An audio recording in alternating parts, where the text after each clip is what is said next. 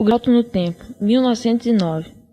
Na imprensa do Rio de Janeiro, capital da República, lavrava-se com grande repercussão em Minas e o restante a série de artigos sob o título Uma Cidade que Surge, da pena política de Torquato Alves de Almeida. A história moderna da construção da cidade de Pará de Minas, caminhada para 1910, quando sendo presidente da Câmara Municipal Fernando Otávio da Cunha Xavier, já se inaugurará há pouco o Telégrafo Nacional, e a sociedade já contava com boa rede de água potável e energia elétrica da usina de Jatobá. Precaria, mas suficiente para tocar a primeira fábrica de tecidos.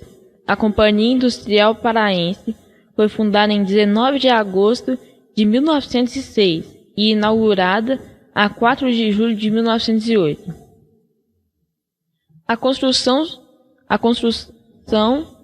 Construiu-se arrojado prédio na Praça Conde da Conceição, atual Melo Viana, onde a tecnologia inglesa foi empregada com os teares. Filatórios e demais equipamentos, operados por mais de 200 empregados que produziam morins alvejados e tintos, com a energia da usina de Jatobá.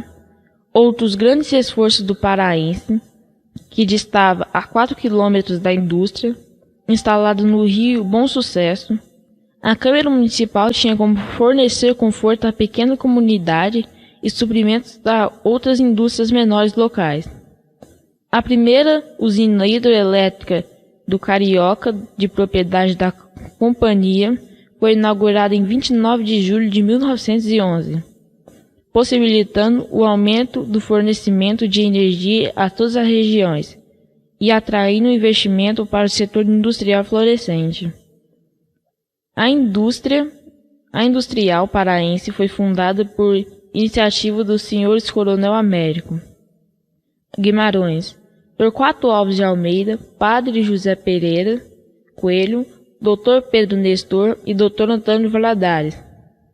A onda do progresso foi vertiginosa e impressionando a todos os países. Comparando ao da já conhecida Manchester mineira, a cidade do Pará foi acunhada de futurosas Juiz de Fora. Nos bastidores funcionava um verdadeiro gênio empreendedor. O senhor Torquato Alves de Almeida, emergente líder político, incorporava até os nossos dias. As obras realizadas desde 1900 a 1909. Reforma da matriz de Nossa Senhora da Piedade, inauguração do cruzeiro do Alto Boa Vista, atual Coronel Domingos. Uma homenagem comemorativa à passagem do século XIX para o XX. O cruzeiro é um trabalho de carpintaria artística do Gerino Duarte, um dos patriarcas da família que é uma das maiores e mais tradicionais da cidade de Pará de Minas. Seu próximo, Augusto Pereira Duarte, também inominável artista e escultor em madeira, construiu os 2 altares laterais da velha matriz e o suntuoso púlpito, além dos móveis confessionários do templo. Verdadeiras obras de arte gótica. O presidente da Câmara e agente executivo em mandato era o Sr. José da Costa Guimarães Sobrinho. 1902. Fundação do Centro Literário Paraense, atual Centro Literário Pedro Nestor. A sede se instalou no prédio, situando a Rua Feliciano de Abreu, 81, atual Francisco Salles. O Centro Literário, fundado em 1902, teve como sócios fundadores o seguinte: Dr. Pedro Nestor Salles e Silva, Dr. Antônio Benedito Valadares Ribeiro, Fernando Otávio da Cunha Xavier, Antônio José da Paiva, Dr. Candito Coutinho da Fonseca, Padre José Pereira Coelho, Augusto César Moreira,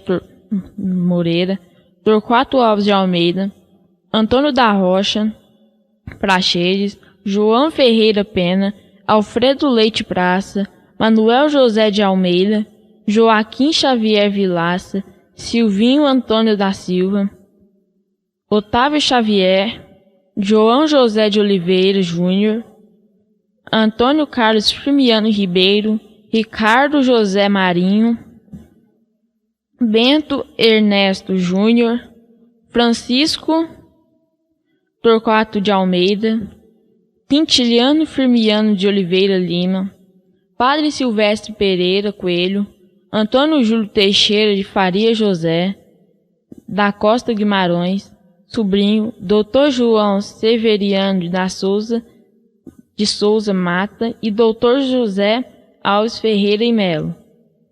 O primeiro presidente eleito foi o Dr. Pedro Nestor de Sales e Silva, meritíssimo juiz de direitos da comarca, que exerceu o cargo até 1918. Inauguração do primeiro serviço de água canalizada do município. Este antigo reservatório está localizado na propriedade do Sr. Nelson Melo Franco, que foi transformada no residencial Dona Flor, de residências urbanas e chácaras. Foi a primeira usina hidroelétrica da comunidade e distribuidor de água canalizada. O sítio em que se encontra é conhecido como Água Espalhada, e lá está a queda de água de mais de 45 metros já citada. Esta grande propriedade faz parte do espólio de José Melo Franco, o folclórico Coronel Zezé do Julinho, filho de Júlio José de Melo Sobrinho, o maior latifundário de todos os tempos da região do Rio Pará. 1902. Instalação Clonério Federal, atual posto da Receita Federal. 1905. Inauguração do primeiro Fórum da Comarca da cidade do Pará. 1911. Na progressista cidade do Pará, não pôde faltar a presença da novíssima sétima arte. O cinema foi o pároco Padre José Pereira Coelho, quem teve a grande ideia de trazê-lo ao contentamento geral. Observando de perto o inimigo, numa viagem realizou à capital do estado, apressou em dominá-lo em sua freguesia. Para não dar chances à dispersão de seus fiéis religiosos, era importante ter em mãos esta arma. Assim nasceu o cinema paraense no salão paroquial, chamado de Recreativo Dramático. O caráter revolucionário dos investidores paraenses sensibilizou as autoridades governamentais do estado das Minas Gerais a instalar a agência local da Caixa Econômica Estadual, e funcionou. Inicialmente nas lojas térreas do Solar do Xavier Abreu, a Rua 20 de Setembro, a cidade já estava tomando corpo, pois a distribuição de energia elétrica já era uma realidade expandida com o surgimento da usina do Carioca, o que viram a estimular a criação de vários estabelecimentos importantes para o crescimento inevitável. Neste mesmo ano, criou-se o distrito de Florestal, mas perdeu-se o de Piqui, e o município fica constituído por sede Mateus Leme, São José da Varginha, Santo Antônio do Rio Acima e Garatinga, São Gonçalo do Pará, São Joaquim das Bicas e Florestal. 1912 significou o prelúdio de uma era político-social insuperável para a comunidade do Pará. Assumiu como presidente da Câmara e agente executivo o já coronel Torquato Alves de Almeida, polêmico pelo julgamento de seu conceito pela população, principalmente para seus adversários políticos, porém, inegavelmente administrador e líder de visão futurística, nada ortodoxa, que levou o município à concretização de seus ideais. No mesmo ano, o empreendedor fazia se instalar a segunda fábrica de tecidos, Companhia Paraindustrial, Pará Industrial, 7 de abril, que posteriormente seria incorporado pela indústria paraense, engrandecendo o complexo regional. A grande obra de importância vital para o desenvolvimento da região materializou-se na inauguração do ramal ferroviário de 28 quilômetros, ligando a cidade do Pará à Soledade, atual Azurita, onde se faria a conexão com a linha para Belo Horizonte e de lá para o Rio de Janeiro e demais centros do país, reivindicado há anos. Este é necessário, o meio de transporte foi possível ao trabalho político junto ao presidente do Estado, Melo Viana,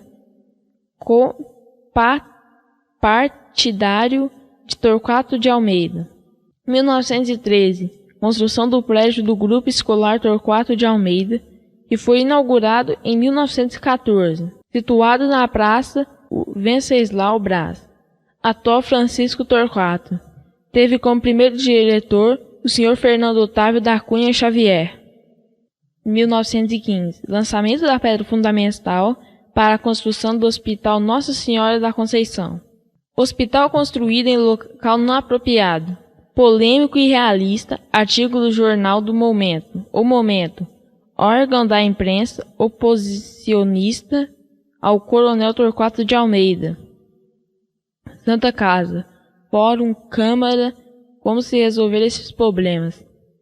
Não descobrir a pólvora, nem sequer meter uma lança de África, ou afirmar que o nosso fórum não possui os requisitos que se devem exigir ao templo da justiça, falimos da santa causa.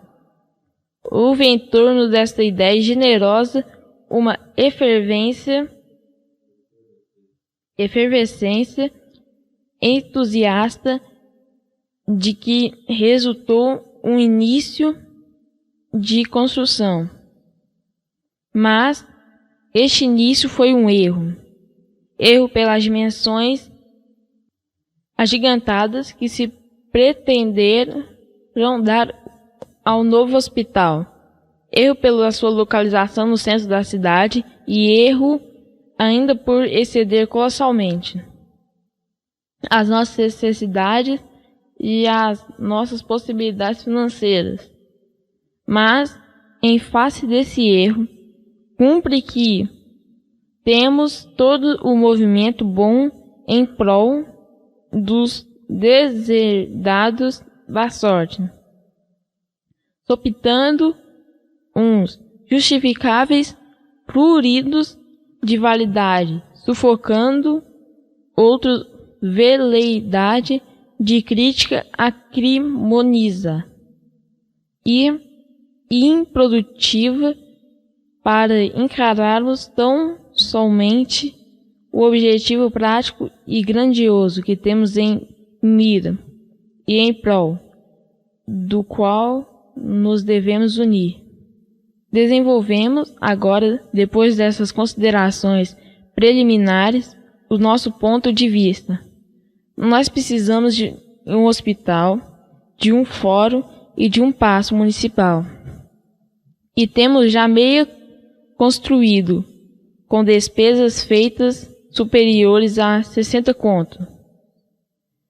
Um arcabouço de edifícios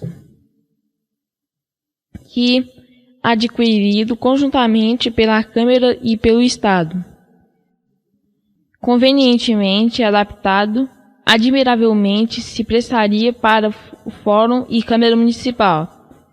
Haveria a vantagem de lá se acomodarem também as coletorias, ficando assim reunidas no âmbito de só um estabelecimento, todas as repartições públicas. Ora, feita está à venda.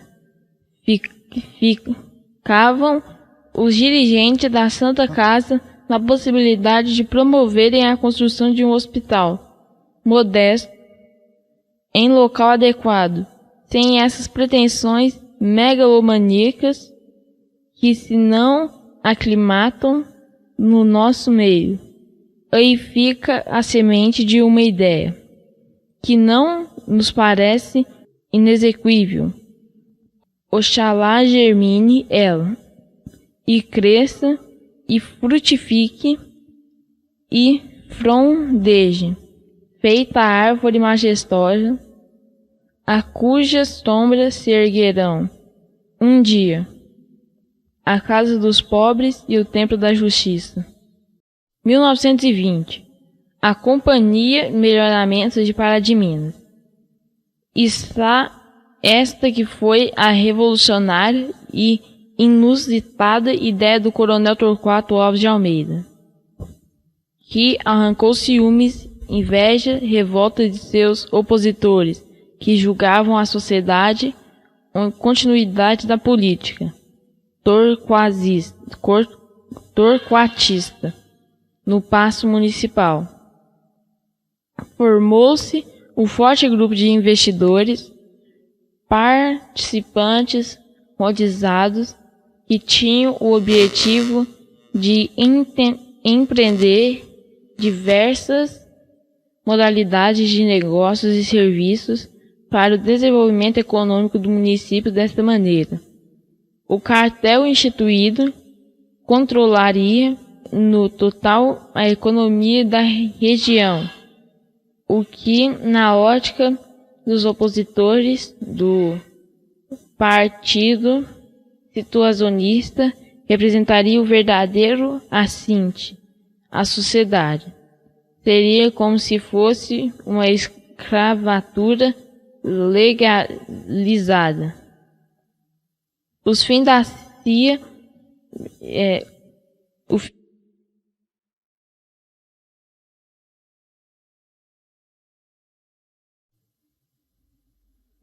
Os fins da Companhia Melhoramentos: a. Criar na cidade uma seção bancária destinada a depósitos e pequenos, empréstimo a lavradores e outras classes. B. Construir um hotel confortável. C. Fundar um instituto de instrução secundária. D. Construir e fundar um estabelecimento, outro qualquer ramo de indústria e comércio. C. Construir prédios na cidade e no município do Pará. F. Construir um teatro com todos os aperfeiçoamentos modernos. 167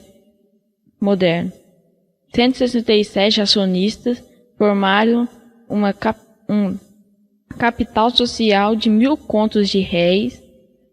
A terceira fábrica de tecidos foi fundada por este grupo em 1920 e nomeou-se como Companhia de Melhoramento de Pará de Minas, constituindo sua primeira diretoria pelos senhores Francisco Torquato de Almeida Júnior, José Gonçalves Moreira e José Gastão Machado. O que as estatísticas oficiais omitem é a situação da educação da cidade do Pará. Então, em 1920, um artigo do jornal A Folha do Rio de Janeiro informa-nos com toda a credibilidade: o senhor Torquato de Almeida é estimado do seu povo e 2 vezes reeleito presidente da Câmara Municipal, patrocina e dirigem esse simpático movimento inspirado dos seus municípios, sendo um belo exemplo a ser imitado.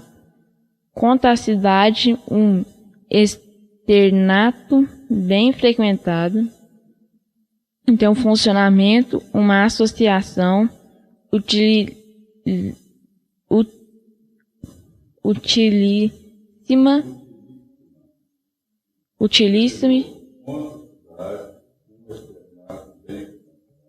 Quanto à cidade, um externato bem frequentado, tem funcionado uma associação utilíssima chamada Centro Literário, com prédios próprios, biblioteca, etc. Está agora para ser um novo colégio que vai fundar a Companhia Melhoramentos do Pará, de que o Sr. Torquato é um dos principais iniciadores. A Câmara Municipal mantém 13 escolas espalhadas pelo distrito, esforço inestimável e pesado, encargo para o orçamento de um município pequeno. O Estado tem lá 27 escolas, sendo que as cidades são magnificamente incorporadas ao estabelecimento modelo que é o Grupo Escolar Torquato de Almeida, um dos melhores de Minas. Existem, portanto, 40 escolas no município do Pará. Belo algarismo é um ótimo exemplo.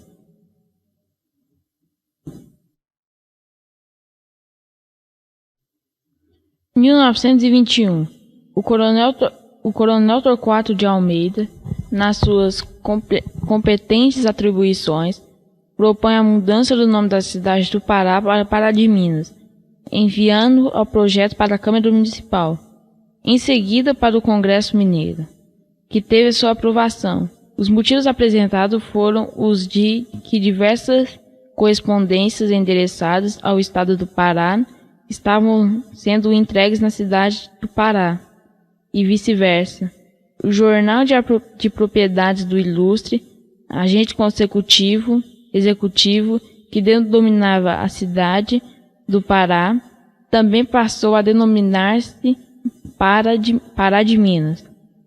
Outro fato interessante e de extrema importância que as estatísticas não apontam é o resgate de uma grande dívida que o município contraiu em 1911.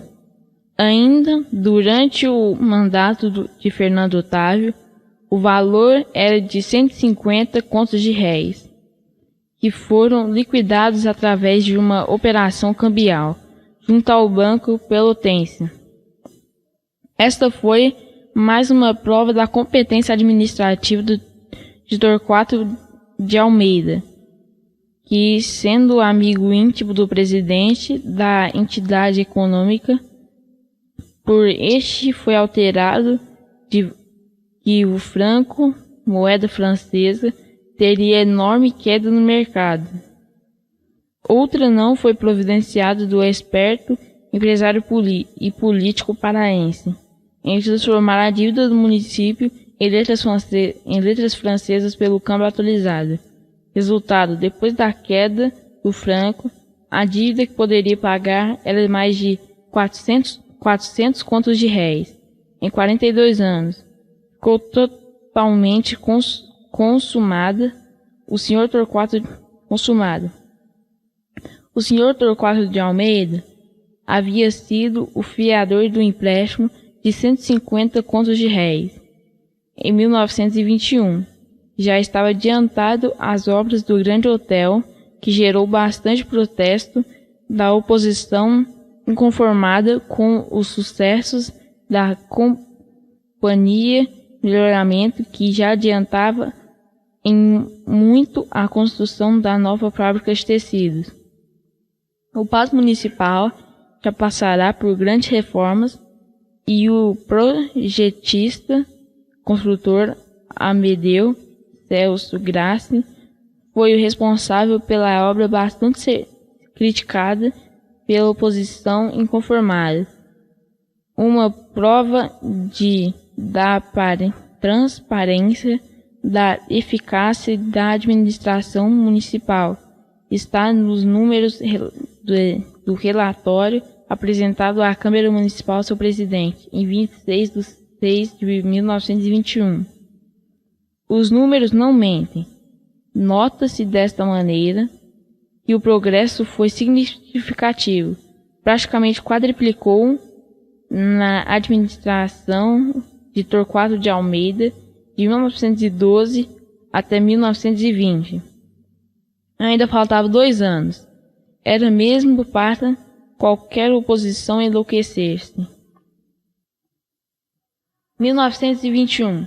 De Pará a Pitangui, fala-se com insistência em Belo Horizonte que o governo do estado de Minas está empenhado na ligação do ramal do Pará à estação de Martinho Campos, ponto inicial da EF Paracatu, cujo trecho até Bom Despacho será brevemente inaugurado.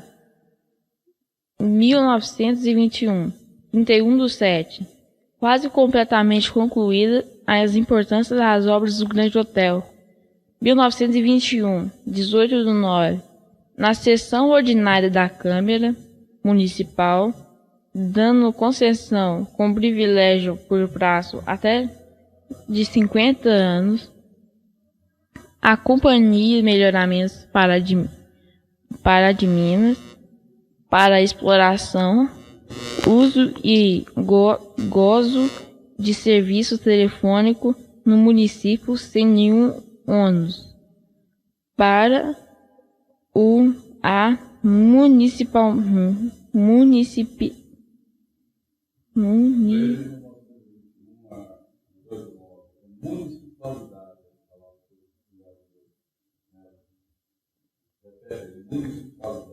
municipalidade.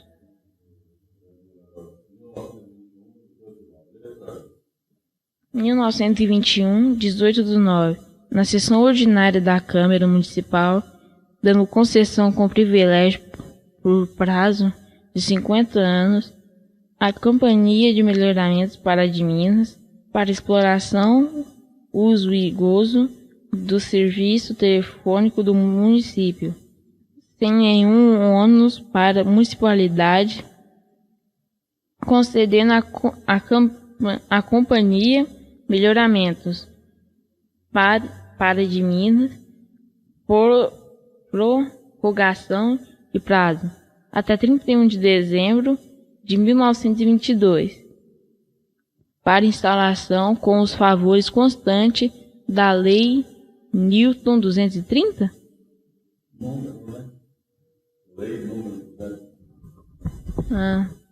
Lei número 230, de 1918, de instruções secundário com as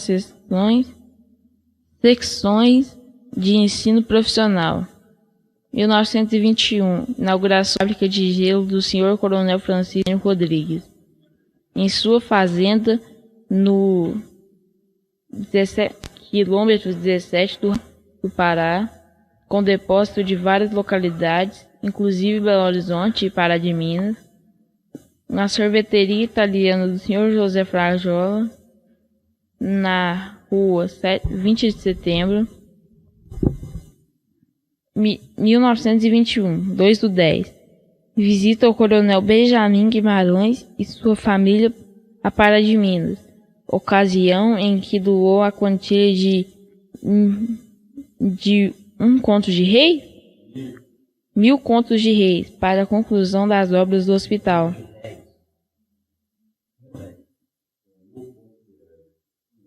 R$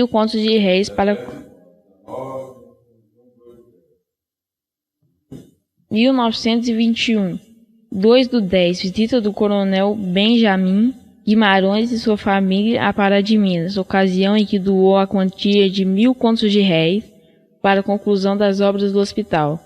1921, 18/12, projetava-se a instalação de um quartel federal. 1921, 18/12, os empreendedores anunciavam os novos melhoramentos a serem inaugurados no próximo ano de 1922. Quartel Federal, Grande Hotel da Companhia de Melhoramento, Hospital Regional, nova instalação elétrica, a terceira fábrica de tecidos, serviço telefônico ligado a essa cidade, aos municípios vizinhos e à capital do estado Instituto da Instrução Secundária. Fato interessante. Em 1921, a mortalidade infantil alcançava um número exagerado, calamitoso e preocupante. A média de falecimentos de crianças eram de 3 por semana. O interessante desse fato é que a cidade já contava com o serviço do Dr. Galba Veloso, médico sanitarista, pediatra e psiquiatra, nomeado pelo Estado em missão de zelar pela saúde pública. Porém, a história relata que os importantes cientistas preocupavam-se mais com a política, fazendo enorme e violenta oposição à administração do município na sua época. Os seus métodos eram considerados inconvenientes. A mudança da capital da República. Em 18 de 12 de 1921, o jornal Pará de Minas publicava um importante artigo redigido sob referências de notícias procedentes do Rio de Janeiro. Na Comissão de Constituição, leu: há pouco, o senhor Juvenal Lamartine o seu voto favorável ao projeto dos senhores americanos do Brasil e Rodrigues Machado autorizando o governo a lançar a pedra fundamental na capital da República do Plano de Goiás. O relato declarou-se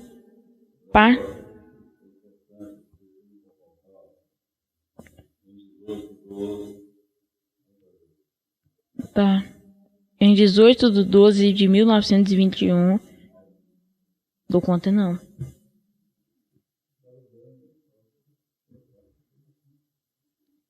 Em 18 de 12 de 1921, o jornal Pará de Minas publica importante artigo redigido sob referências de notícias procedentes do Rio de Janeiro. Na Comissão da Constituição, leu: há pouco, o senhor Juvenal Lamartine o seu voto favorável ao projeto dos senhores americanos do Brasil e Rodrigues Machado, autorizando o governo a lançar a pedra fundamental da capital da República do Planalto de Goiás. Ilato declarou partidário, entusiástico e cumprimento da velha disposição constitucional elaborada. O senhor Juvenal Lamartine abordou um dos pontos de maior alcance prático e da mudança da metrópole brasileira.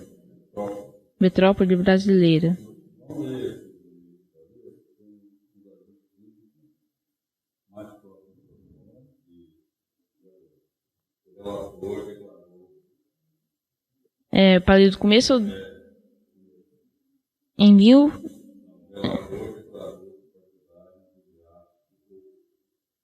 relator declarou-se